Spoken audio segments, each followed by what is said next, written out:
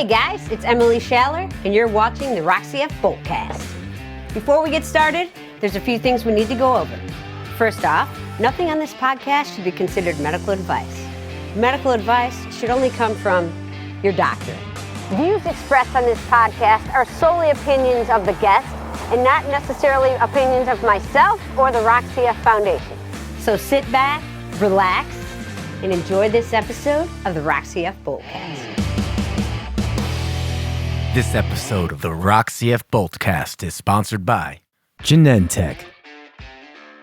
My name is Chris Van Tiem. I'm 36 years old. I live in Columbus, Ohio. I've made the tour around the Midwest. My life started out in Detroit, then Chicago, and landed in Columbus, Ohio after school. So let's hear about diagnosis story. When were you diagnosed?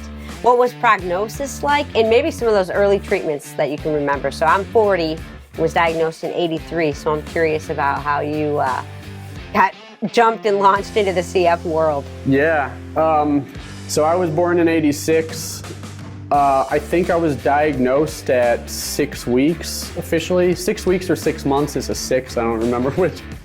I think the doctors did like a sit down with my parents and grandparents and told them, you know, he has cystic fibrosis. This is kind of the life expectancy at the time wasn't great, you know?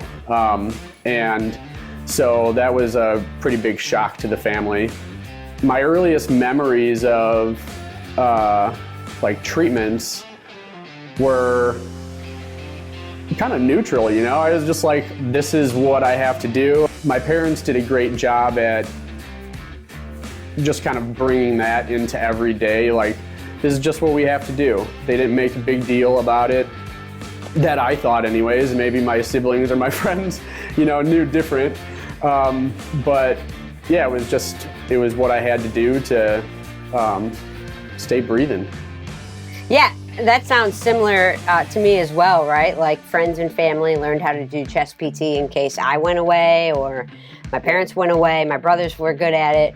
But same and very similar is just we did it. We never made it the front headline of our lives, right? Yeah. It's like, all right, now you can go outside and play. Everything was to get through treatments so we can go outside and be a normal kid. Yeah. So the active lifestyle started as a kid, right? Your parents never were like, stay inside, stay away from dirt.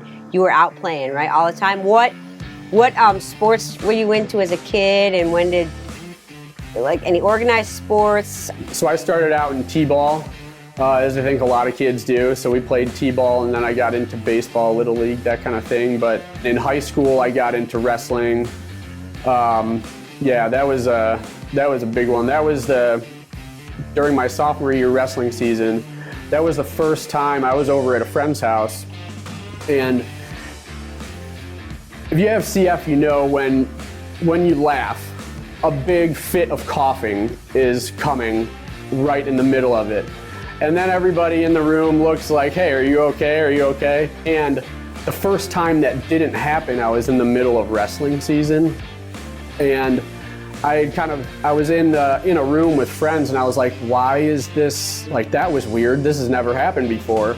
Like, I could laugh and take a deep breath, and it wasn't followed by a big coughing fit. So exercise was the big thing that I realized. And so at the end of that season, I was like, all right, I got to continue this. That clicked at an early age for you. Like, exercise really impacted your lung health. And a lot of us, I didn't realize that until 25 when I started running. So that's kind of badass, right? As CF adults now, we do a lot. We work full time. I know you're into some awesome activities that I want to hit on in a little bit. But what's your treatment schedule now? And then how do you stay motivated to stay on track?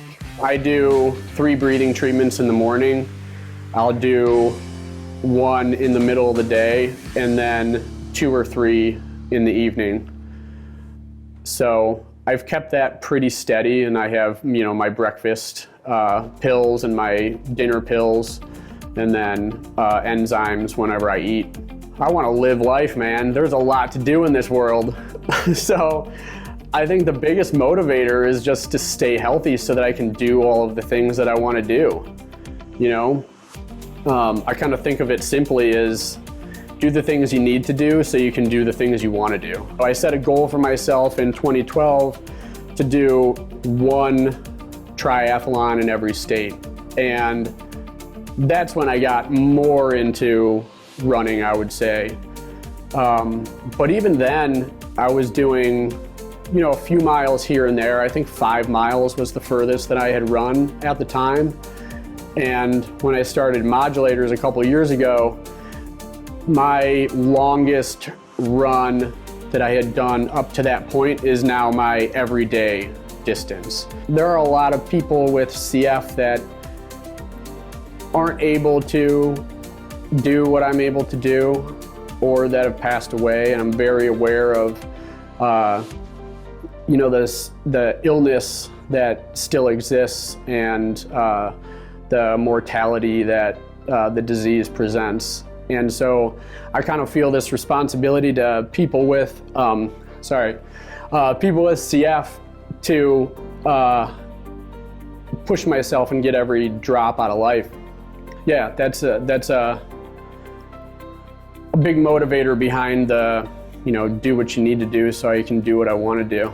Is there any tips you would have for younger people with CF to keeping their treatments in order or organized? What do you say to that? Because I get asked a lot, and I'm always say like, yeah, you know, if you know what the treatment is and what it does, that helps. But what would you say to keep kids either organized or motivated to do their treatments? You're just as capable of doing whatever it is that you want to get out of life, whatever goal you want to set for yourself. You're just as capable of achieving that as anybody else. I always think it's always taken me longer to do things just because you got to fit, you know, these extra hours of this other thing into your everyday. Even the two of us, we have CF, but our journeys for CF have probably been very different. And so I think I would just kind of give some reassurance that everybody has their own things that they're dealing with, mentally, physically, whatever it may be. And lean into who you are and keep pounding, just keep going.